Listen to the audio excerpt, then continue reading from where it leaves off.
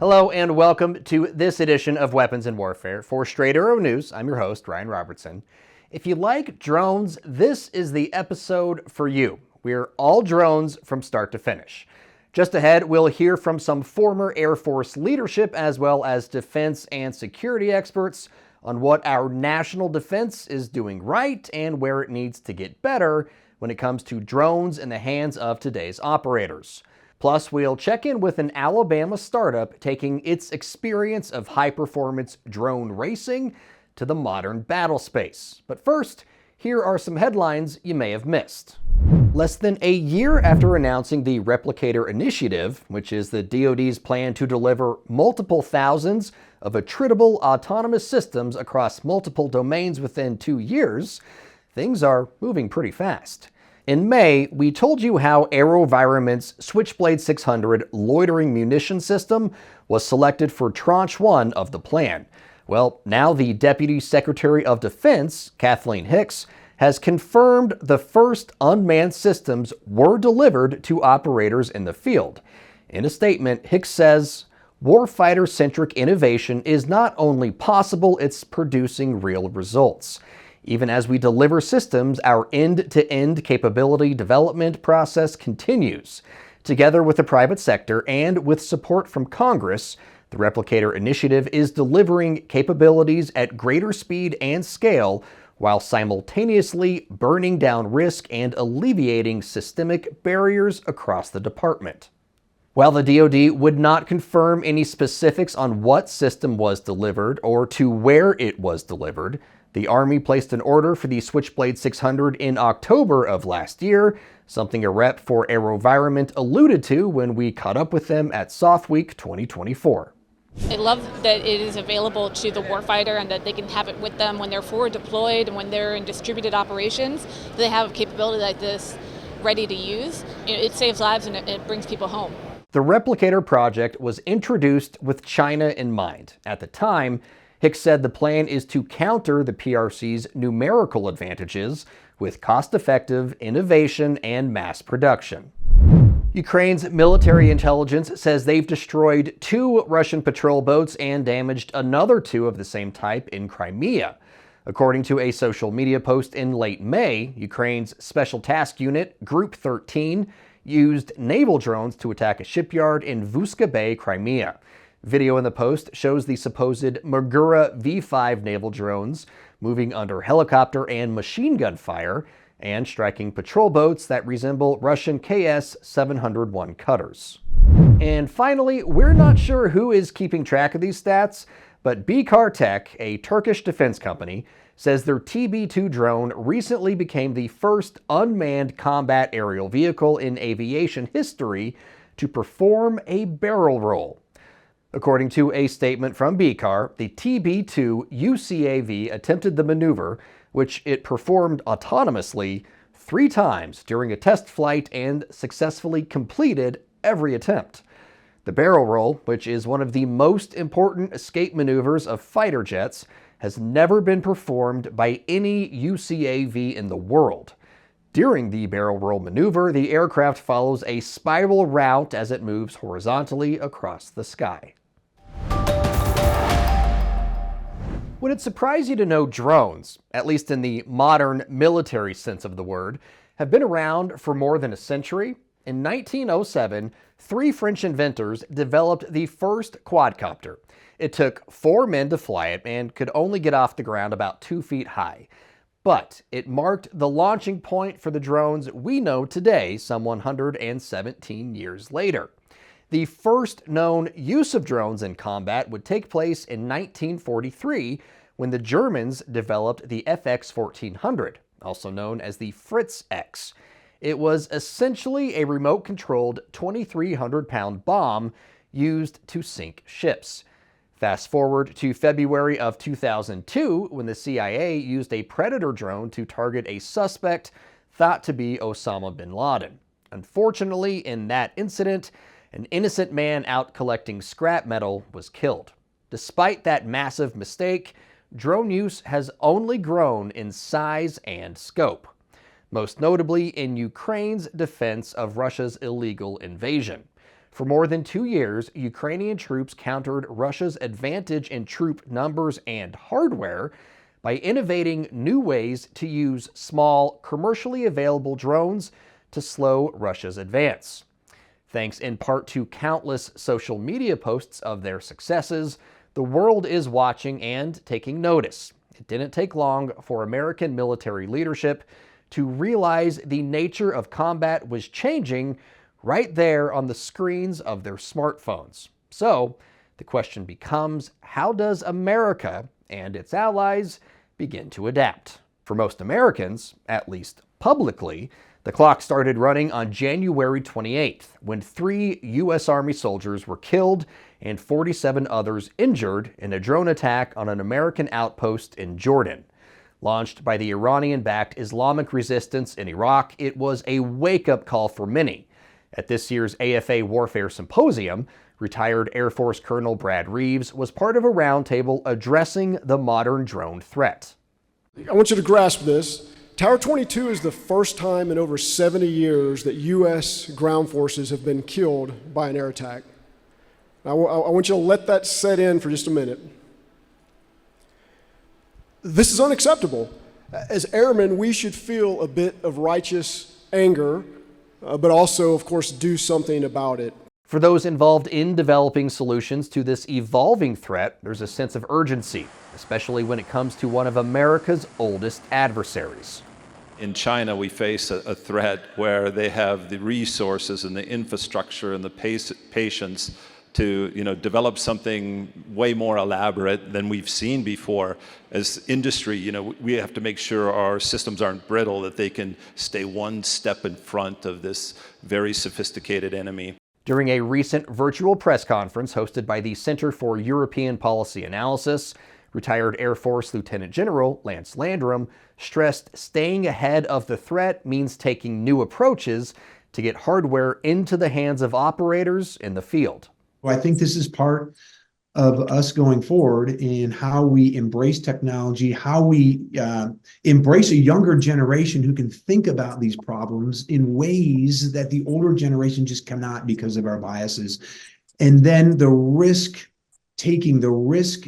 environment associated with their acquisition systems to move forward on things that may not be perfect, but get them out there, use them, learn from them, and develop them and spiral them differently. Watch enough video of Ukraine's drone exploits and it's easy to get caught up in the offensive capabilities drones bring to the table. However, the bigger part of the equation lies in defending against them. Detecting an inbound threat that's considerably smaller than a traditional missile or attack aircraft. Stopping a single drone or a swarm of drones will take a sizable leap in technology, a lesson Russia is learning the hard way. I think that we should take that to heart and not have hubris that we wouldn't have the same problems.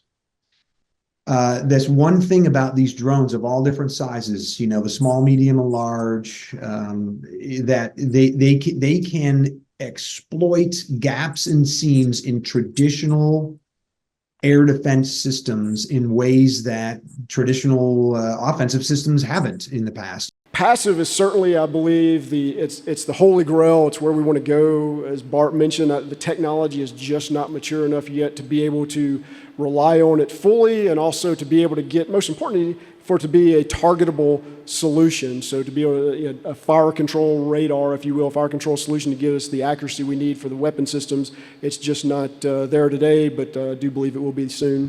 While challenges persist, progress is being made. In March, we featured the work of the Air Force Research Laboratory and what they're doing with their drone interceptor, the Paladin, a UAS armed with a shotgun that fires a net to intercept and bring down drones loitering where they shouldn't be.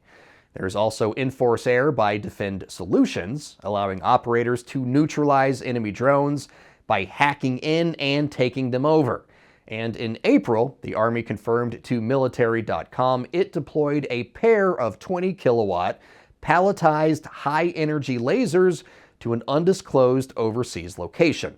Developed by Blue Halo, the deployment highlights the military's interest in directed energy weapons technology. RTX's Michael Hall says finding diversified solutions like those is the right approach. So there's service-specific needs. We can't fall for a one-size-fits-all counter-drone solution. And we have a sophisticated enemy. We have to have systems that are flexible enough to account for the future threats. If you're interested in watching the 2 events we used in writing this story, just look for the links posted below. Serving you clarity through context, our mission at SAN is to deliver the news straight down the middle. We're different from mainstream media because we spotlight distorted headlines and show you how to do it too. Discover stories that right and left-leaning outlets are choosing not to cover by using our Media Mist tool. Download the SAN app and turn on notifications to have straight facts delivered right to your phone or tablet, and get straight facts anytime at SAN.com.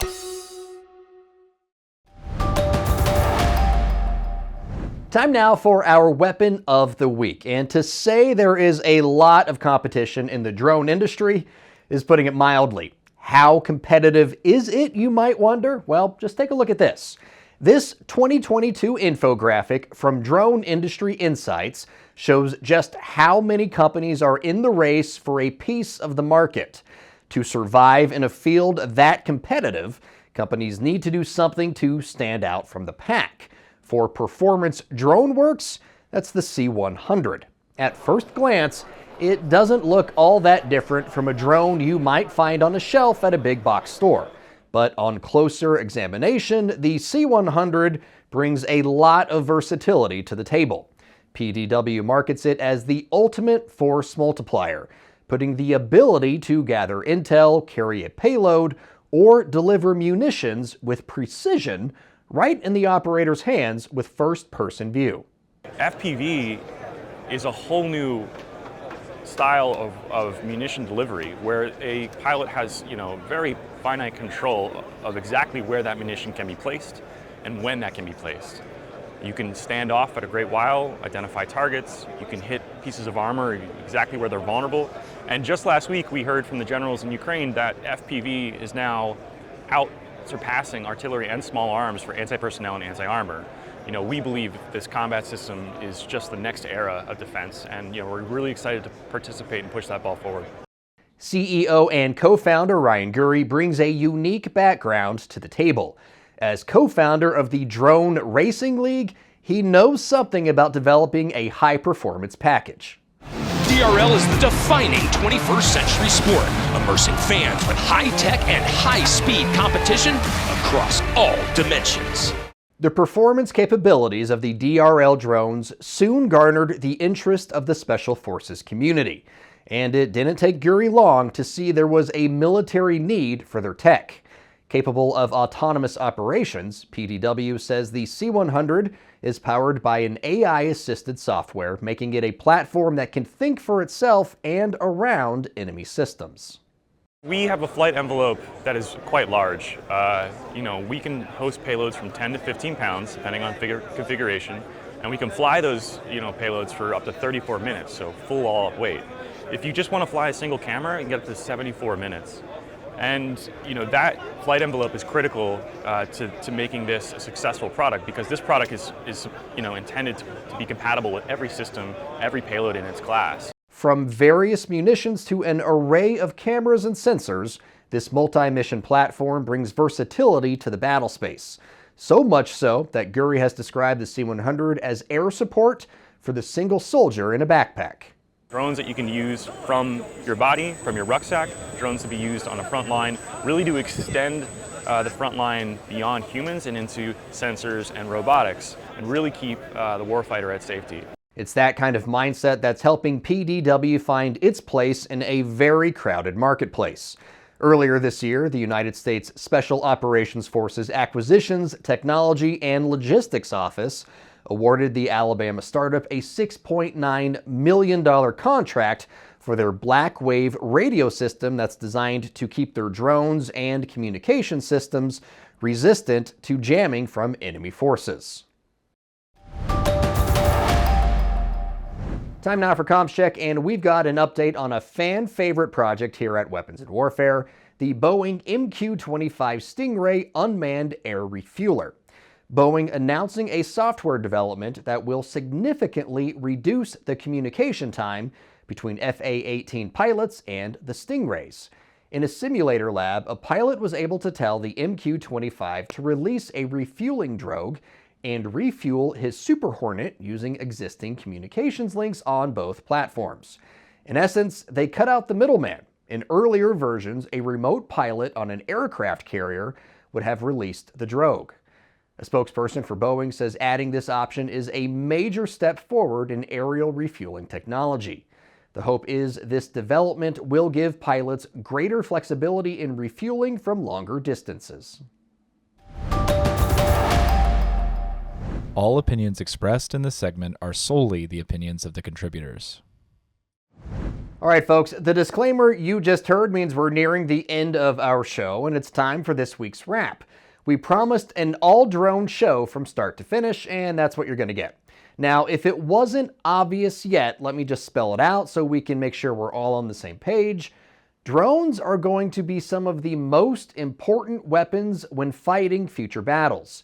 But if you think that means we're just a stone's throw away from having Terminator-type robots hunting humans... Cool, El Terminator. It doesn't. And there are a couple of reasons for that.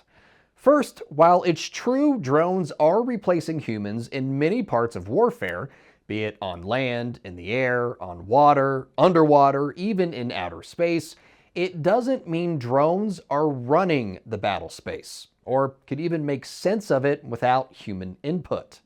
You see, most of the drones in use today are really good at doing automated tasks, things that can be pre-programmed into the drone to produce trusted and repeatable results. Think of self-parking cars. Look who's got Smart Pack. Smart Pack? Just hit the clicker, car packs itself. The car parks itself automatically after a human tells it that it's time to park.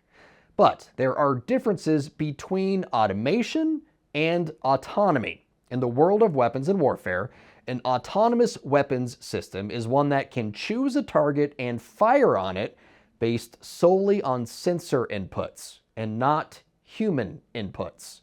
Autonomous weapons systems are in use today, mostly in defensive capacities, but the tech is also being used in some loitering munitions. The level of autonomy needed to make sense of a dynamic multi-domain battlefield, however, with troop movements and position changes, which may or may not be in a populated area and will certainly need to compensate for a wealth of outside and currently unknown factors, that tech doesn't exist yet. If it did, there wouldn't be so much on-the-fly iteration in Ukraine, where automated systems need to be updated daily to account for enemy advances and countermeasures. Also, there are so many legal and ethical questions to figure out around autonomous weapons that many militaries, like the United States, are mandating a human needs to stay in the loop when lethal decisions are being made. Now, of course, enemy nations or hostile actors may not adhere to the same level of moral accountability, but they still have to overcome the initial challenge of making the autonomous system work in the first place. So while automated drones are certainly a part of battle plans moving forward, I don't think we need to be putting John Connor in a bunker just yet. Goodbye. For senior producer Brett Baker, video editor Brian Spencer, and graphics designer Dakota Patillo, I'm Ryan Robertson for Straight Arrow News, signing off.